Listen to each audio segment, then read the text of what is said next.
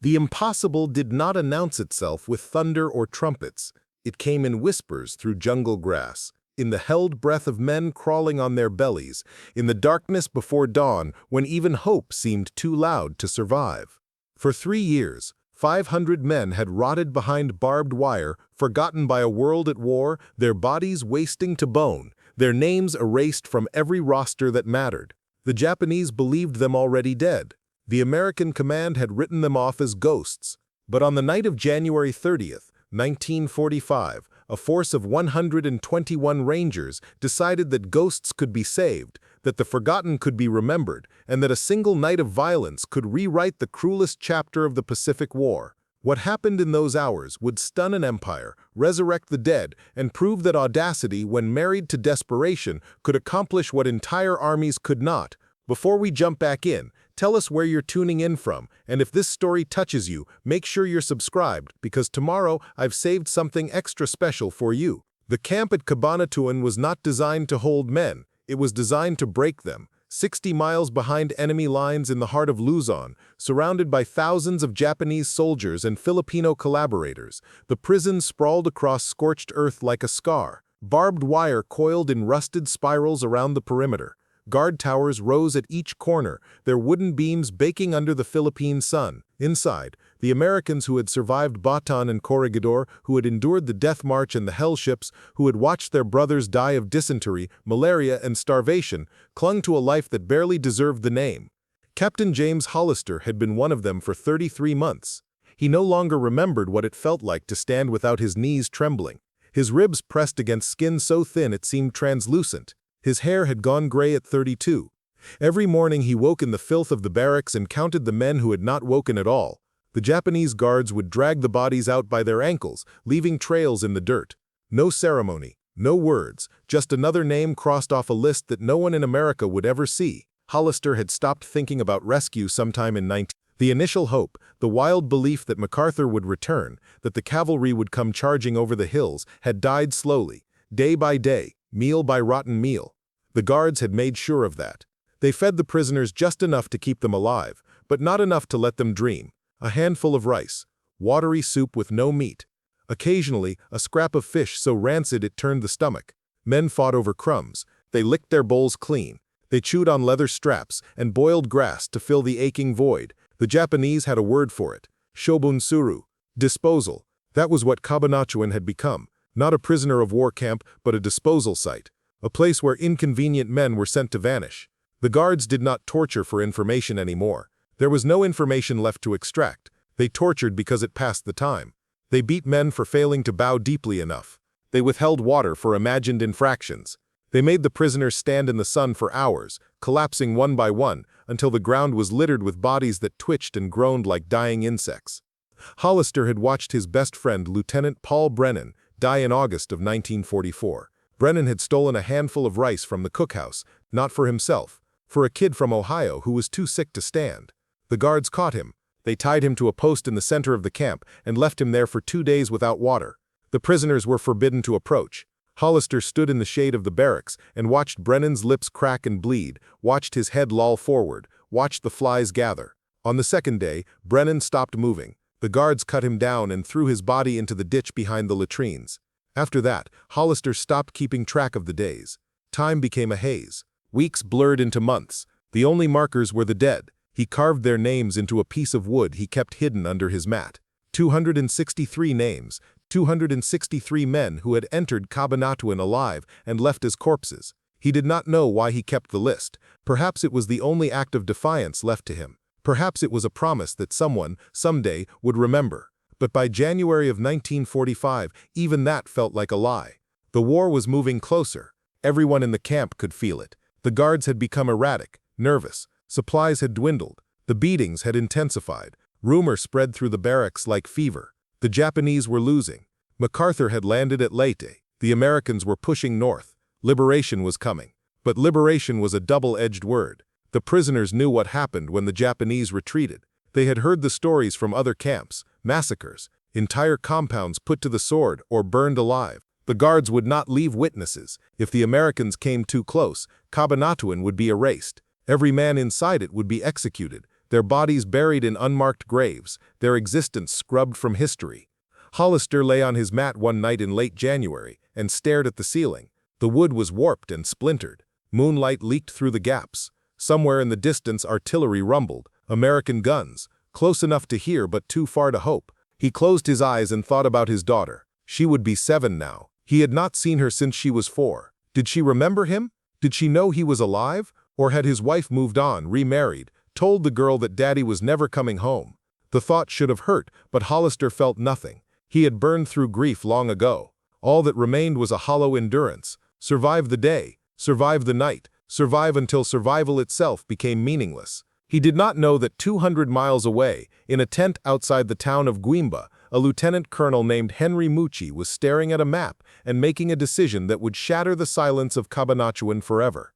Mucci was not a man given to sentimentality. He was a ranger, trained to move fast, strike hard, and disappear before the enemy knew what had happened. His unit, the 6th Ranger Battalion, had been operating behind Japanese lines for weeks, gathering intelligence, ambushing patrols, and generally making life hell for the retreating Imperial Army. They were good at it. Mucci was proud of that. But the orders that landed on his desk on January 26th were different. They did not call for an ambush or a raid on a supply depot. They called for a rescue. 500 American prisoners of war, 60 miles behind enemy lines, surrounded by 8,000 Japanese soldiers. No air support, no armor, no backup. Mucci read the orders 3 times. Then he looked at his executive officer, Captain Robert Prince, and said a single word: impossible. Prince nodded. He had been thinking the same thing. The 6th Rangers numbered just over 500 men. They would be sending a fraction of that force into a hornet's nest. The Japanese 14th Area Army was retreating north through Luzon, and their route took them directly past Cabanatuan. Thousands of soldiers, tanks, artillery. One wrong move, and the Rangers would be annihilated. But Mucci kept staring at the map. His finger traced the thin line from Guimba to Cabanatuan, 60 miles, through enemy territory, across rivers and open fields, past Japanese checkpoints and patrol routes. It was a suicide mission. But it was also the only chance those men had. He thought about the reports he had read. Prisoners starving, dying by the dozens. The Japanese had stopped sending medical supplies months ago. The Red Cross had been denied access. The men at Cabanatuan were ghosts, trapped in a purgatory that no one seemed willing to acknowledge. Mucci was not a sentimental man, but he was a soldier, and soldiers did not leave their own behind. He looked up at Prince. "We are going to get them out." Prince did not argue. He knew Mucci well enough to recognize the tone. This was not a discussion. It was a declaration. The 6th Rangers would march into hell if that was what it took. Over the next 2 days, Mucci assembled his force, 121 Rangers, volunteers only. He made that clear from the start. No one was being ordered into this. If a man wanted to sit it out, there would be no shame. But when he asked who was willing to go, every hand went up. They were joined by a detachment of Alamo Scouts, elite reconnaissance troops who had been operating in the area for weeks. The scouts knew the terrain. They knew the Japanese patrol patterns. They would guide the Rangers in, and if everything went to plan, guide them out again. The plan itself was brutality, dressed as precision. The Rangers would march at night, moving through the jungle and across open farmland under cover of darkness. They would avoid Japanese patrols, bypass checkpoints, and rely on speed and silence to stay invisible. Once they reached Cabanatuan, they would strike at dusk, when the guards were tired and the light was failing. Overwhelming force, shock and violence, kill every Japanese soldier in the camp before they could react, free the prisoners, and then run. It sounded simple on paper. In reality, it was a tightrope walk over a pit of fire. One mistake, one loud noise, one guard who stayed alert a second longer than expected, and the entire operation would collapse into chaos. But Mucci had no other option. The intelligence reports were clear. The Japanese were preparing to move the prisoners. Whether that meant execution or relocation, no one knew, but the window was closing. If the Rangers did not move now, there would be nothing left to rescue. On the night of January 28th, the column set out. 121 Rangers, a handful of Alamo Scouts, and a promise that felt heavier than the rifles on their backs. They moved in silence, their boots muffled by the soft earth, their faces streaked with dirt and camouflage paint. The jungle closed around them like a fist. The march was agony. The terrain shifted from dense forest to open rice paddies, forcing the men to crawl on their bellies through mud and water. Japanese patrols crisscrossed the area. Twice, the Rangers froze as enemy soldiers passed within yards of their position, voices low, cigarettes glowing in the dark. The scouts signaled for stillness. Preparing and narrating this story took us a lot of time, so if you are enjoying it, subscribe to our channel. It means a lot to us. Now back to the story. No one breathed. No one moved. The Japanese walked on, oblivious. By the second night, the men were exhausted. They had covered 40 miles in 2 days, moving only after dark, hiding in the brush during daylight hours. Their feet were blistered. Their backs ached. They ate cold rations and drank from canteens that were already running low. Some of them whispered prayers. Others checked their weapons for the 100th time. All of them knew that the hard part had not even begun. On the afternoon of January 30th, the Rangers reached a position 2 miles from Cabanatuan. They hid in a grove of bamboo and waited for the scouts to return with final reconnaissance. The hours crawled, the sun beat down, insects swarmed, sweat soaked through their uniforms. Hollister, back in the camp, had no idea that salvation was crouching in the jungle 2 miles away. He was standing in the yard, swaying slightly, watching a guard beat another prisoner for failing to bow quickly enough. The crack of the bamboo stick against flesh echoed across the compound. The prisoner fell. The guard kicked him. The other prisoners watched in silence. There was nothing to say, nothing to do. This was the rhythm of Cabanatuan. Pain and waiting, waiting and pain. The sun began to set. The sky turned the color of bruised fruit. Hollister shuffled back to the barracks and lay down on his mat. He did not bother to eat. There was nothing to eat. He closed his eyes and waited for the darkness to swallow him. 2 miles away, Captain Robert Prince checked his watch. The scouts had returned. The camp layout was confirmed. Guard positions marked. Timing synchronized. Mucci gave the final briefing in a low voice that carried the weight of everything they were about to do. Move fast. Hit hard. No prisoners. No hesitation. Get our men out. The Rangers rose from the bamboo. They checked their rifles, their grenades, their knives. They moved into formation, spreading out in the failing light. The sun dipped below the horizon. The world turned gray. And in the silence before the storm, 121 men began to walk toward the place where 500 ghosts waited to be resurrected. The crawl across the final stretch felt like drowning in slow motion. Captain Robert Prince pressed his body into the earth, feeling every stone, every root, every blade of grass that separated him from the fence line.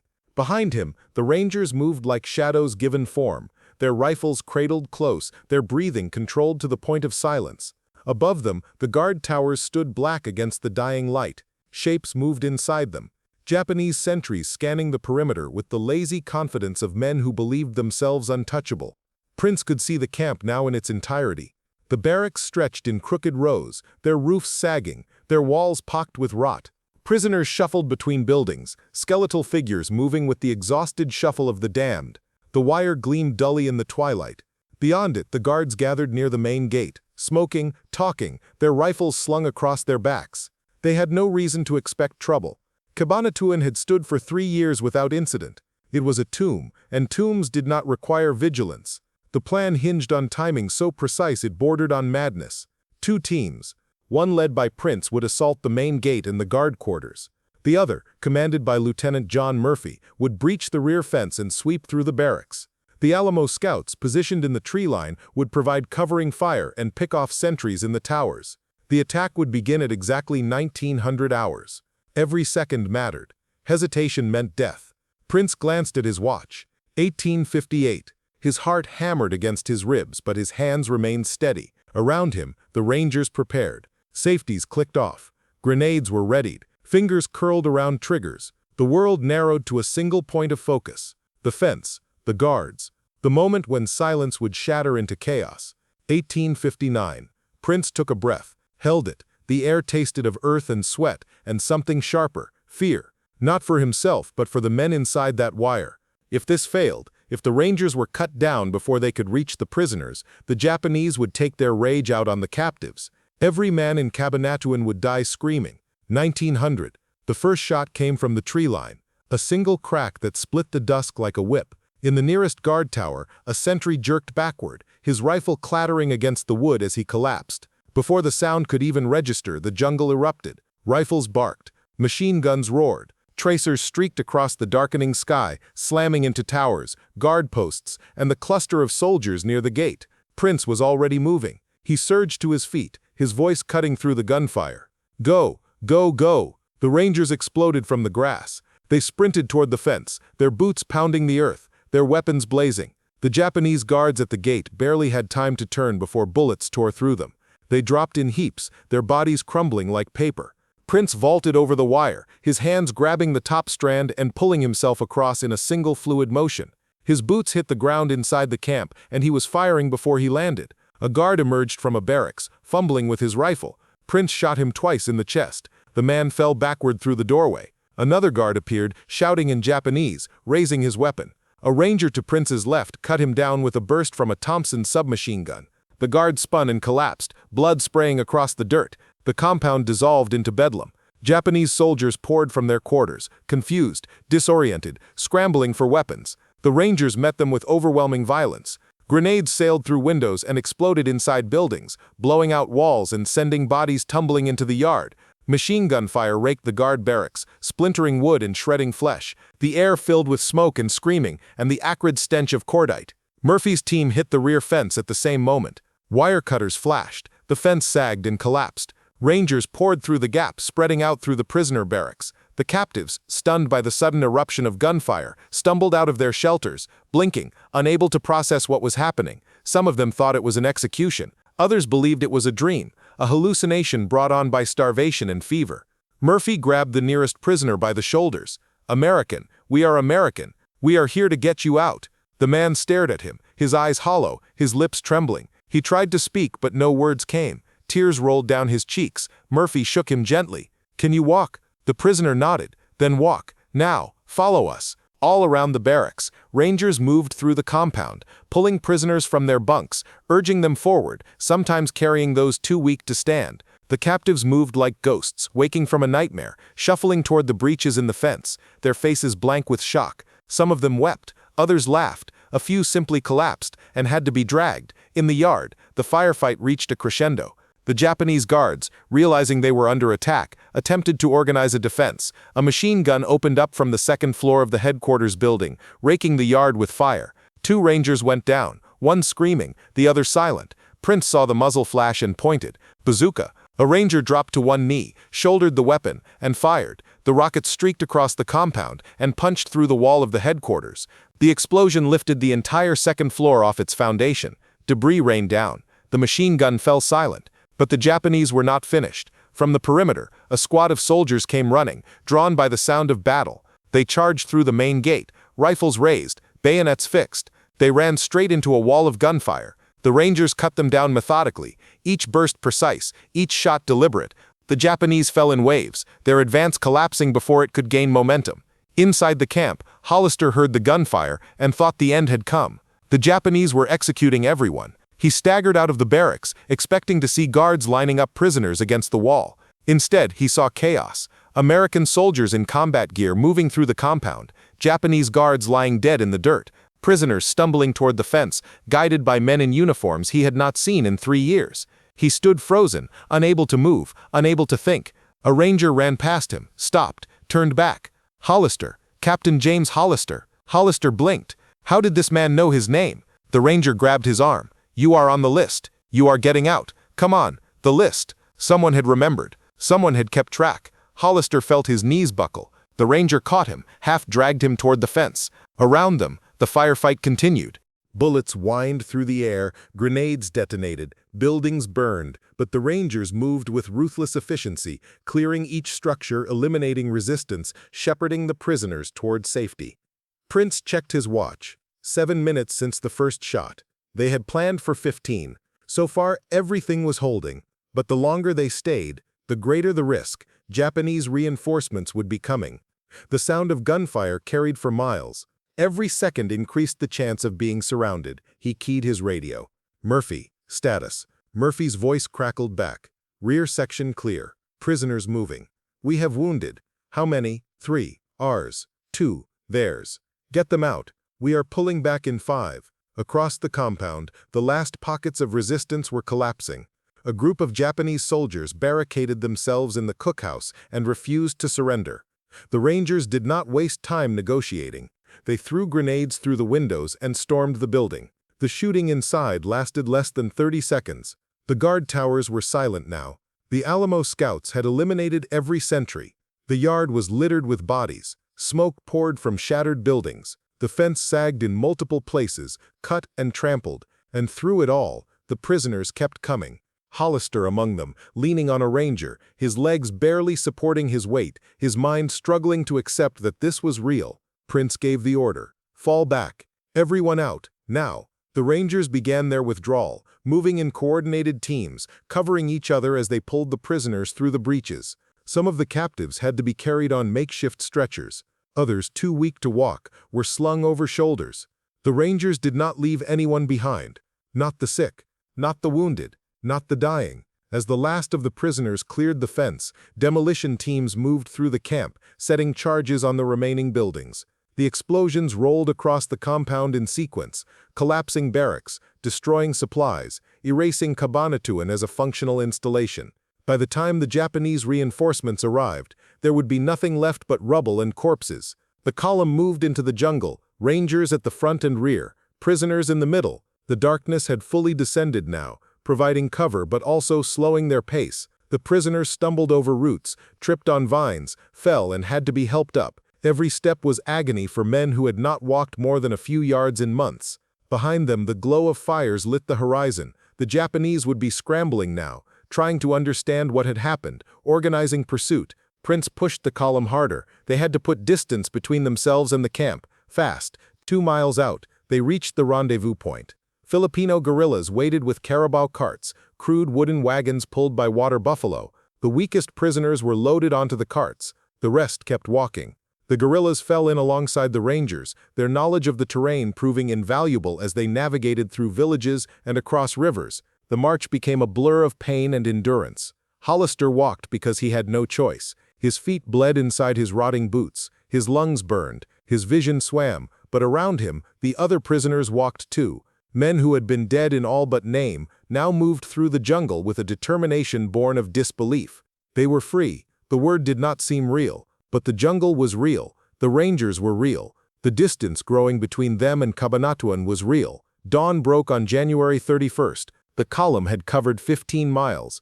Japanese patrols had come close twice, passing within a quarter mile, but the guerrillas had guided them around the danger. The prisoners collapsed in a grove of trees, too exhausted to speak. Rangers distributed water and rations. Medics moved among the captives, treating infected wounds, checking pulses, marking those who would not survive the journey. Hollister sat with his back against a tree and stared at the canopy above. Light filtered through the leaves. Birds called. The world was alive in a way he had forgotten. He thought about Brennan, about the 263 names carved into the wood under his mat. They had not made it, but he had. 500 men had walked out of Cabanatuan. 500 ghosts given flesh again. A ranger sat down beside him, offering a canteen. Hollister drank, the water cool and clean, the best thing he had tasted in 3 years. The ranger nodded toward the jungle. "We have a long way to go, but we are getting you home." Hollister looked at him. "Why?" The ranger seemed puzzled by the question. "Why what? Why come for us? We were dead, written off. Why risk it?" The ranger was quiet for a moment. Then he shrugged. "Because you are ours. We do not leave our own behind." It was a simple answer, perhaps too simple, but it carried a weight that Hollister felt in his chest, a tightness that had nothing to do with hunger or exhaustion. He nodded, unable to speak. The column moved again at dusk, pressing deeper into friendly territory. Filipino civilians emerged from villages to offer food, shelter, encouragement. Children ran alongside the carts, cheering. Old men saluted. Women wept. The prisoners, still half convinced this was a fever dream, walked on. On February 2nd, the column reached American lines. Forward elements of the 6th Army had pushed north, establishing a perimeter around the town of Gumba.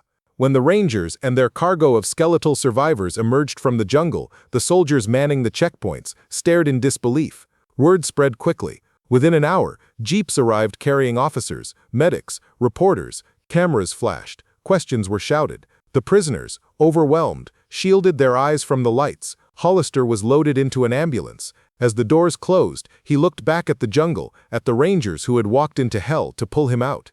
He raised a hand. The Rangers nodded. Then the doors shut, and the ambulance pulled away. In the days that followed, the story of the Cabanatuan raid spread across the Pacific and back to the United States. Newspapers ran headlines. Radio broadcasts carried the tale. The impossible had been accomplished. 121 men had penetrated 60 miles behind enemy lines, struck a fortified camp, killed over 200 Japanese soldiers, and brought out 500 prisoners without losing a single captive. The cost had been minimal. 2 Rangers killed, 4 wounded. Against that, 500 lives saved. 500 men who would see their families again, who would walk American streets, who would grow old and tell their grandchildren about the night the jungle came alive with Rangers. For Mucci and Prince, there were medals and commendations. For the Rangers, there was the quiet satisfaction of a job completed. They had been given an impossible task, and they had executed it with precision and violence. The rescue at Cabanatuan would stand as one of the most successful special operations raids in military history. But for the men who had been inside that wire, the raid meant something beyond tactics and glory. It meant that they had not been forgotten, that someone somewhere had decided their lives mattered enough to risk everything. Hollister carried that knowledge with him for the rest of his life. He returned to his daughter, watched her grow, walked her down the aisle, held his grandchildren. He lived decades he had not expected to see. And on quiet nights when the memories returned, he thought about the moment when a ranger appeared out of the smoke and said his name, when the impossible became real, when ghosts were given a second chance at life. The camp at Cabanatuan was never rebuilt. The Japanese abandoned the site, the jungle reclaimed it. Today, a memorial stands where the barracks once rotted, a simple monument to the men who died there and the men who lived because 121 Rangers decided that audacity could triumph over despair. The raid did not change the course of the war. It did not alter strategy or shift the balance of power, but it reminded everyone who heard the story that war, for all its brutality, still had room for humanity. That courage existed not only in grand battles, but in the decision to walk into darkness for the sake of strangers, that the forgotten could be remembered, that the dead could rise. On the night of January 30th, 1945, the impossible announced itself not with thunder but with whispers. And by dawn, 500 men who had been erased from history walked free under a sky that finally belonged to them again. The intelligence that made the Cabanatuan raid possible did not fall from the sky. It was earned through weeks of patient surveillance, dangerous reconnaissance, and the courage of Filipino guerrillas who risked execution to gather information the Americans desperately needed. Without their work, the Rangers would have been walking blind into a fortress they could not hope to breach. The Alamo Scouts had arrived in the area 3 weeks before the raid, slipping through Japanese lines with the ease of men who had spent years learning to become invisible. Their mission was simple in concept but brutal in execution. Map the camp, count the guards, identify patrol patterns, find weaknesses. They operated in pairs, moving only at night, hiding during the day in dense vegetation or abandoned structures. They wore no uniforms that would identify them as Americans. If captured, they would be tortured and executed as spies. Sergeant Thomas Rounsaville led one of the scout teams. He had grown up hunting in the woods of Tennessee, a skill that translated seamlessly to the jungles of Luzon. He could move through underbrush without disturbing a leaf. He could read the land like a book, identifying safe routes and danger zones by the way the vegetation grew, the sounds of birds, the smell of the air. In the Philippines, those skills kept him alive. Rounsaville and his partner, Corporal Francis Laquier, spent 5 nights observing Cabanatuan from a position in the tree line 800 yards from the main gate. They used binoculars liberated from a dead Japanese officer, watching the guards change shifts, noting the times when activity slowed, counting the number of soldiers who entered and exited the camp each day.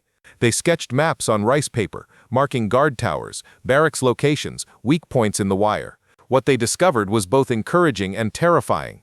The camp was lightly defended by frontline standards, fewer than 300 guards, many of them older reservists or soldiers recovering from wounds. The defenses were designed to keep starving prisoners in, not to repel a determined assault from outside. The wire was old and rusted in places. The guard towers had blind spots. The main gate was the strongest point, but the rear fence was vulnerable. But the camp did not exist in isolation. Japanese units moved through the area constantly. A division retreating north had bivouacked less than a mile away. Artillery batteries were positioned along the roads. Patrol routes crisscrossed the countryside.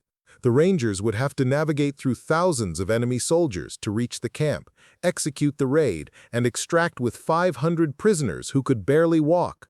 The margin for error was non-existent. Rounceville reported his findings to Mucci on January 27. He spread the maps across a field table and pointed out the details.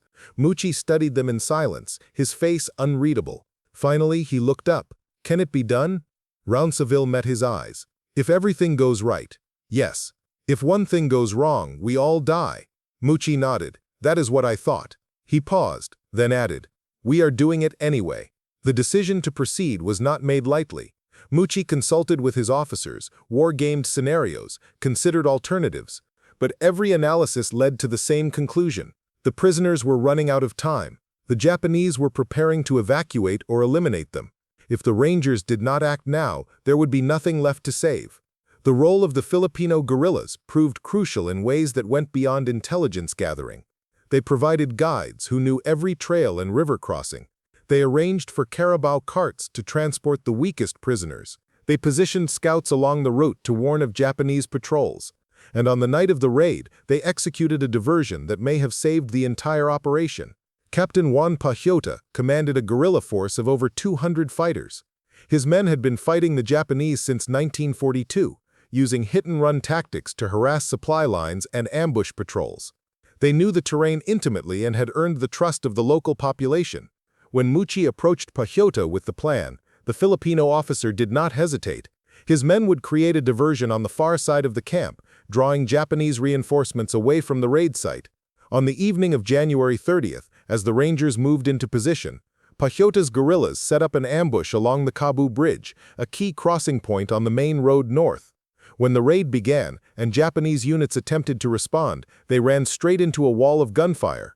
Machine guns opened up from concealed positions. Mortars rained down on the road. The Japanese, caught in the open, took heavy casualties and were forced to deploy for battle rather than rushing to reinforce the camp. The diversion bought the Rangers precious minutes.